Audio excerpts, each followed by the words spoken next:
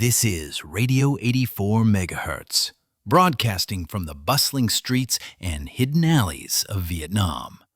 You are tuning into the frequency of authentic stories and unfiltered vibe. This is Radio 84 MHz, broadcasting from the bustling streets and hidden alleys of Vietnam.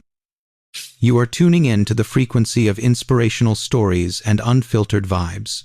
Today, we follow Mark, the American investor who, despite his previous lessons, still believes that the only true value in this world is what you can monetize instantly and aggressively. He came to Ha Long Bay to exploit a commodity, not to admire a wonder. Presenting the $1 billion stone. Why Vietnam is selling its soul too cheaply. Unquote. Why Vietnam is selling its soul too cheaply. Don't forget to subscribe for more hidden gems. And tell us below, is it possible to put a price tag on a natural wonder? Now, let's listen. I'm Mark, and throughout my investment career, I've learned one core lesson. Reputation is just marketing. True value lies in how you control and maximize the profit from an asset. I've heard enough about Ha Long Bay, World Natural Wonder, UNESCO Heritage Site terms that sound noble. But to me, they are just outdated PR labels slapped onto a massive chunk of limestone. I came to Vietnam this time not to sightsee, but to appraise. Scene. Mark is standing on a luxury yacht, arms crossed, looking down at a dilapidated tourist boat passing by. Behind him, his Vietnamese assistant, Nguyen, is nervously holding a tablet. "Look at that, Nguyen," I say, my voice dripping with disdain. The world's leading natural wonder. Is this how they exploit it? Rickety wooden boats, garishly painted, carrying 50 people who paid $20 for a full-day trip. This is the most colossal waste I have ever seen. Vietnam is undervaluing its own soul. My prejudice is crystal clear. Ha Long Bay is an outdated geological asset. The Vietnamese lack a long-term vision. They are stuck in a mass, low-cost tourism model. Instead of transitioning to the exclusive, high-end, high-yield model I am familiar with in Monaco or the Caribbean, I specialize in asset restructuring. I look at these magnificent limestone islands and don't see a wonder. I see 3,000 undeveloped land lots and potential cash flow being squandered due to a lack of economic efficiency. Mark. The local cruise companies try to maintain a balance between development and conservation, Nguyen cautiously explains. They respect UNESCO rules. UNESCO, I scoffed.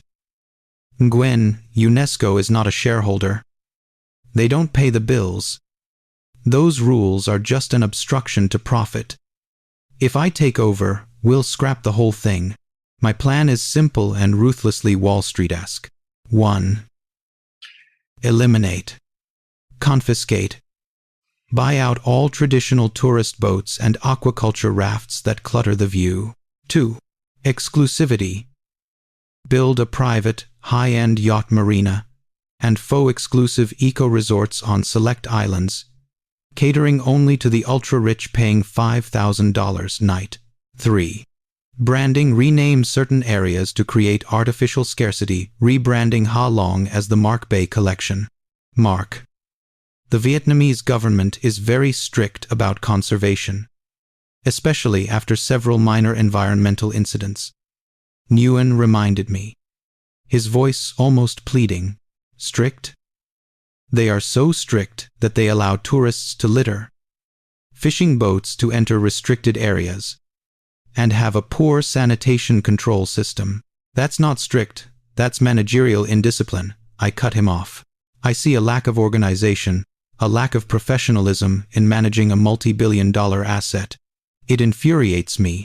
My irritation peaked when my private cruiser had to slow down for a tiny rowing boat operated by an elderly woman who was manually collecting trash from the water's surface. What the hell is that? Don't they have professional waste management systems? I snarled. That's a voluntary effort by some locals, Mark. They do it because the bay is their home. I smirked. The bay is their home, and they use local patriotism to clean up what the government should be handling with technology and tax money. That is proof of a lack of systemization. I don't invest in patriotism, Nguyen. I invest in EBITDA. I ordered the captain to take me to a more secluded part of the bay, where the towering islands and deep blue water hadn't been tainted by cheap tourism. I needed perfect documentary shots to present to my board, proving this was an untapped bargain waiting for a civilized Western hand to shape it. As my boat anchored near a sheer cliff face, I stared at the water. Deep down, I conceded the place's absolute beauty. But it was a beauty that was wild and uncontrolled, like a rough diamond needing to be cut and polished by New York jewelers. We need to move fast. Before they realize the true value of this thing, I told Nguyen. And the true value isn't heritage. The true value is how much cash you can extract from it every quarter. I pulled out my phone, taking a perfect shot of an island shaped like a dragon's head rising from the sea. $1 billion stone, I muttered. And they're selling it for pennies. I was completely convinced. I was the only financial savior who could protect this wonder from the squandering of its own people, by turning it into an exclusive, expensive preserve. I was ready to launch the project, prepared for the legal and PR battle to force the government to accept my plan. My arrogance was at its peak. I believed everything in Vietnam, whether kindness or heritage, was ultimately just an improperly priced transaction. Book an emergency flight back to Hanoi, I told Nguyen. I've seen enough. I'm going to write a report that Ha Long Bay's management is an economic failure and we are the solution. But as we turned the boat around, the weather began to change terrifyingly. The sky, which had been clear moments ago, turned a menacing lead gray. This concludes Stage 1. The conflict has been established. I am not a superstitious man, but the weather in Ha Long Bay changed so fast it was terrifying, as if nature itself was reacting to my arrogance. Mere minutes after I ordered Nguyen to cancel everything, the sky turned a menacing dark, transforming the majestic limestone islands into black, looming ghosts. Scene: sudden strong winds, the private yacht shakes violently. Rain begins pouring down like a waterfall. Mark and Nguyen struggle to keep their balance. Nguyen: "What the hell is happening?" the captain said. "Storm, not the apocalypse," I roared, trying to hear myself over the howling wind. "Mark, we are in a deep water area, and tropical storms in Ha Long Bay are notoriously unpredictable. The main engine just cut out," Nguyen yelled, his face pale. "Engine failure?" That was an incident I had not accounted for in my $500 million investment plan. We were on a luxury yacht, supposedly the best equipped. This failure was a technical insult, and to me, a financial disaster. If I missed my flight, I would miss the most crucial board meeting of the year. "Use the auxiliary engine. Call emergency rescue right now," I commanded, my voice laced with fury. "No signal, Mark. We are in the dead zone you requested for your secret photos." Panic squeezed my throat. I, Mark, the invincible investor, was stranded on a disabled boat right in the middle of a natural wonder that I had just declared poorly managed. It was a cosmic joke. The wind and waves hammered the hull like giant fists. We were drifting dangerously toward a massive limestone block. The first shock wasn't the storm, but the absolute powerlessness of money and technology against the force of nature. All my control vanished. Suddenly, piercing through the driving rain, I saw a weak orange light. It was the lamp from a small, rickety aquaculture raft, anchored close to a sheltered cliff face. Scene: the old wooden raft, reinforced with tires and netting. A middle-aged man in a raincoat and a young woman, around 20, are standing outside the raft, gesturing to us. They are calling us," Nguyen said, his voice trembling with cold and fear. "They want us to dock next to them." I gritted my teeth. "No way. They will demand a sky-high ransom. This is exactly the kind of cheap opportunism I despise. They see a rich foreigner stranded and think it's a jackpot." "Nguyen, Tell them I'll pay $50 to guide us to the nearest harbor. No more. We tried to communicate via the backup radio. But the man on the raft only gestured more urgently and resolutely. My father says it is not the time to talk about money, the young woman yelled in English, her voice barely audible over the wind. The center of the storm is coming. If you anchor there, your boat will be smashed against the rock. Come here, now. There was no choice. My yacht was drifting perilously. The captain, a middle-aged Vietnamese man, made the decision. We must listen to them, sir. They are the people of the bay. They know the safe hiding spot. We somehow managed to reach the raft, and the man, Ung Ba, I presumed, and his daughter Hung helped us securely tie the luxury yacht to their patched-up old wooden structure. The raft shook violently, but it held steady, surprisingly so. We stepped into the small, damp room on the raft. The smell of seawater, fish, and old wood filled the air. I, a man accustomed only to five-star hotel suites scented with lavender oil, was standing inside a fisherman's home. Would you like some hot tea? Ong Ba asked in Vietnamese, which Hung quickly translated. I need a satellite call and a mechanic. I almost shouted. I'm missing. I'm losing millions of dollars because of this irresponsible failure. I will pay you to help us. How much? I pulled out a stack of $200 bills and placed them on the table. Ong Ba looked at the money, then looked at me with a completely blank expression, not contempt, but utter disinterest. He gently pushed the money back towards me. Now is not the time for money talk. You are our guest. The Bay never takes money from guests in distress. That was the second shock, the breaking point. I had anticipated greed, opportunism. I was prepared to haggle ruthlessly to save money. Instead, I received unconditional aid.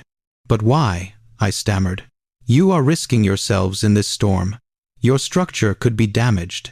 Hung smiled, a gentle and resolute smile that was a total contrast to the chaos of the storm outside.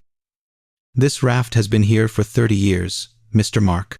It has weathered bigger storms, and Ha Long Bay has fed us. Now, the Bay protects us, and we protect each other. That is the rule of life for the people here. I looked around the small room, cluttered but neat. On the wall, there wasn't just fishing net, but a complex topographic map of the bay, covered with symbols and handwritten notes in red ink. Next to it was an old, cracked screen laptop. My father is not just a fisherman, Huang said, noticing my curious gaze. He is one of the bay keepers. He goes out every day, not to fish, but to check the water, collect coral reef data, and clean up the mess left by tourists. A chill ran down my spine. Not from the dropped temperature, but from cognitive dissonance. This man, whom I had instantly categorized as part of the cheap, undisciplined tourism model selling off his heritage, was actually a voluntary conservationist, doing the difficult work I had just criticized the Vietnamese government for neglecting. I brought my hand up to my face, feeling my arrogance being crushed by genuine, selfless kindness. We must protect the bay, Ong Ba said, Hung translated. Because the bay is a 1,000-year heritage. If we only think about money, the bay will die. And when the bay dies, the money will also die. This is home. Who sells their home for a quick, temporary profit? I looked at the $200 stack on the table. It suddenly felt meaningless, even shameful. My commercialize everything tendency had been slapped in the face by pure human decency. I had come here looking for an exclusive business model, but I found a model of living I had never imagined. I slumped onto a wooden chair. I had completely lost control of the situation, lost the ability to make money, but was having my life saved by someone I had just scorned. The storm continued to rage outside, but inside this small wooden shack, everything was strangely warm and orderly. While Nguyen and my captain discussed engine repairs post-storm, my eyes zeroed in again on Ong Ba's old laptop. It was the only evidence that this man was more than just a simple fisherman. I had to find out. I had to understand why this selflessness existed. That night, amidst the storm's roar, I began asking the first questions, not as an investor, but as a man seeking the truth. Stage 2 concludes. The transformation has begun with a shock of kindness. That night was one of the longest in my life. The fierce, tropical storm made my luxury yacht look like a toy thrown into a bathtub. But the chaos outside didn't compare to the internal turmoil in my head. The selfless kindness of Ongba and Huang had shattered my wall of arrogance. I was still reeling, trying to find a logical, Wall Street-esque explanation. Surely there must be a hidden transaction involved. Scene. Inside the small room on the raft, Mark pretends to sleep, but secretly observes Ongba working on the old laptop. The storm is still raging. I watched Ongba. His soaked raincoat had been replaced by a threadbare t-shirt. He wasn't sleeping. Instead, he was meticulously and slowly typing on the old computer, its cracked screen casting only a dim light. I realized this wasn't a fisherman checking fish prices. This was a man doing data analysis. I decided to act. Ongba, I called out, my voice for the first time lacking command or arrogance. What are you doing? Ongba looked up, his eyes tired but bright. Hung was fast asleep on a mat. He smiled gently. I am updating the water data, Mr. Mark, the bay's water. This storm has changed many things. I crawled closer. What data? From the government? No. Our data, Ongba said. From the Baykeepers Network, a volunteer network of scientists, fishermen, former teachers, and people who love the bay. Ongba turned the computer screen toward me. That was the third shock, and this time it was purely professional. On the screen was an extremely detailed 3D geological map, overlaid with complex ecological data layers. It wasn't just a tourist map. It was a custom GIS, Geographic Information System, superior to any public environmental map I had seen from the Vietnamese government. What is this? This is a hydrodynamic model? I stammered. The tech investor part of my brain started working again, but this time not to exploit, but to marvel. Yes, we need to know exactly how the current and salinity change after the storm to see how the coral reefs and rare aquatic species might be affected. Huang had woken up and explained in fluent English. This is the beta version of the Ha Long real-time ecological monitoring system developed for free for our network by Vietnamese software engineers in Hanoi. I stared at the charts. Microplastic pollution density, water pH, seabed temperature. The data was collected from smart water sensors that I recognized as compact, low-power consumption designs and completely made in Vietnam. These sensors, where are they? They are camouflaged. We hide them under the fish rafts and in the rock crevices. They send data to the satellite via a private encrypted protocol. Huang explained, her voice filled with undisguised pride. We have to do it quietly, not to hide from the government, but to avoid interference and prevent large tourism companies from trying to corrupt the data. A volunteer network, using proprietary technology to secretly monitor a world wonder. I thought to myself, and these are the people I thought were undervaluing their asset. I had the prejudice that Vietnam was only good at technology replication, lacking large-scale research and development, R&D, capability. But here, in this damp wooden shack, I was confronted with a high-tech geo-ecological conservation strategy built and operated by the locals themselves. Ongba, what does it reveal about Ha Long Bay? I asked. My tone completely shifted, from commanding to pleading. Ongba pointed to an area on the map where red contour lines were flashing. It shows that the bay is not a static rock formation. It is a living, breathing organism. These limestone blocks are constantly eroding and regenerating. We discovered a secret geological regeneration cycle, a natural balance lasting thousands of years.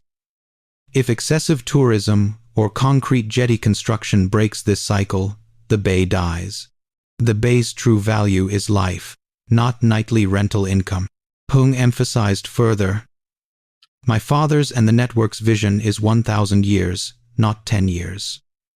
The mass tourism you see outside, Mr. Mark, is the shell to keep the world's attention distracted while we secretly protect the irreplaceable core. I felt an electric current run through me. My plan to build exclusive, high-end resorts wouldn't modernize the bay. It would kill the very thing I intended to exploit. I had looked at Ha Long Bay through the lens of this quarter, while they looked through the lens of the millennium. Ong Ba, I said, taking a deep breath. I am a technology investor. I have never seen such a combination of environmental loyalty and homegrown R&D. This data, quote, if it were made public, it would reevaluate the entire global tourism strategy. I looked at the cracked laptop, containing information that could change the world's perception of heritage management. The hidden strength wasn't military or macroeconomics, but the self-organized intelligence of the Vietnamese people. Vietnam is not a backward or undisciplined country. They are pioneers in conservation. But on their own terms, quietly and effectively, I told myself. I realized my ignorance was shameful. Ong Ba pointed at me and smiled again. Mr. Mark, you came here to buy a rock. But this rock is breathing. You cannot buy its breath. You can only protect it. Natural wonder is not a title. It is a responsibility. My eyes were stinging. I had overlooked everything I claimed to seek. Efficiency, intelligence, and strategic vision. They were not in the government offices in Hanoi, but right here on this rickety raft, in the hands of a fisherman I had scorned. I knew what I had to do next. The exploitation plan was dead. Instead, I saw the biggest investment opportunity of my career. Not in tourism real estate, but in the future of high-tech sustainability. Stage 3 concludes. Mark's ignorance has been exposed by data and a 1,000-year vision. The next morning, the storm had passed. The dazzling sunlight illuminated Ha Long Bay, making the water sparkle and astonishingly calm. My luxurious yacht looked ridiculous moored next to Ong Ba's old raft. My mechanic had finished repairing the auxiliary engine. We could leave at any moment. But I couldn't. I had a decision to make, one that would redefine my career. Scene: Mark is standing on the raft, looking out at the tranquil Ha Long Bay. Ong Ba is gently untying the anchor ropes. Hung is making tea. I turned to Ong Ba and Huang. Even though we had shared a night of survival, there was still an invisible barrier between a man who came to exploit and those who had dedicated their lives to protect. It was time for me to close that gap. Ong Ba, Huang, I began, my voice hoarse. I have to tell you the truth. I paused, taking a deep breath. The arrogance was gone, replaced only by burning regret. I didn't come here as a tourist. I came here to see if I could buy a large part of this water and turn it into an exclusive, ultra-luxury resort. My plan was to tear down the fish rafts, eliminate the old tourist boats, and build concrete marinas to satisfy the ultra-rich. I looked at Ha Long Bay as an outdated real estate asset that needed to be modernized with American dollars. Nguyen, my assistant, looked at me with extreme astonishment. He knew the plan but had never heard me confess it so nakedly and honestly. Ong Ba and Hung listened quietly. There was no judgment, no anger, just an inexplicable calmness. I thought you people, I continued, feeling ashamed to articulate it. I thought your Baykeepers network was just a small PR stunt, or worse, a group of undisciplined individuals undermining the government's vision. I equated simplicity with backwardness, and selflessness with naivety. I walked closer to Ong Ba's old laptop, which held the complex ecological models. This is my confession. And it is the most painful truth of my career, I said, raising my voice, as if speaking before my own board of directors. I was wrong. I was not just wrong about Ha Long Bay. I was wrong about Vietnam. You are not the people selling your heritage short. You are the only ones protecting it with a 1,000-year vision and sophisticated technology that Wall Street could never grasp. My plan was short-sighted, destructive, and would have led to an economic and ecological catastrophe within a decade. I turned to Nguyen. Cancel all bidding documents. Cancel all meetings with major tourism companies. Instead, Nguyen, I want you to contact the top legal teams in Hanoi. What do you want to do, Mark? Nguyen stammered. I looked directly into Ong Ba's eyes, and this was the irreversible moment of transformation. I am not here to exploit anymore. I am here to invest in sustainability. The core transformative action. I turned back to Ong Ba and Huong. I want to use my capital to support your Baykeepers network. I will not demand shares or profit. I want to provide an initial sustainable development grant of $50 million. This fund will be used to expand your smart water sensor network, upgrade your GIS system, and establish a fund to train the fishing community to become tech conservationists. Silence descended. Even the waves seemed to hold their breath. Huong looked at Ong Ba, struggling to translate the colossal figures. When Ong Ba understood, he didn't show excitement. He only frowned. Mr. Mark, Ong Ba said slowly in Vietnamese, which Huong translated with a shaky voice. $50 million is a lot of money. Why? What is your purpose? My purpose is to redeem my own honor, Ong Ba, and to invest in a business model that I believe is the future. Sustainability is not a cost. Sustainability is a millennium-long competitive advantage. You have shown me there is a way to protect a wonder and develop the economy at the same time, but not the Western way. You taught me about true economic efficiency, keeping the heritage alive. I stepped forward and shook Ong Ba's hand solemnly. This is the smartest investment I have ever made. I am not buying Ha Long Bay. I am buying a vision for the future. I want to become the strategic partner of Ha Long Bay, the one who will protect the data, help you publish world-class research, and fight any company trying to sabotage your work. Huong shed a small tear. Ong Ba smiled, a radiant smile, different from the weariness of the previous night. Then, Mr. Mark, Ong Ba said, welcome to the network. We have a lot of work to do. But first, let's have breakfast with fresh fish. In that moment, I was no longer Mark, the Wall Street shark. I was Mark, a new member of the Baykeepers network, who had just traded a potential short-term multi-billion-dollar profit for a 1,000-year vision. I had accepted the truth. The Vietnamese are not just good at replicating. They are quietly building the world's pioneering conservation systems. Stage 4 concludes. The transformation is complete. Mark has changed from an exploiter to a conservationist and funder.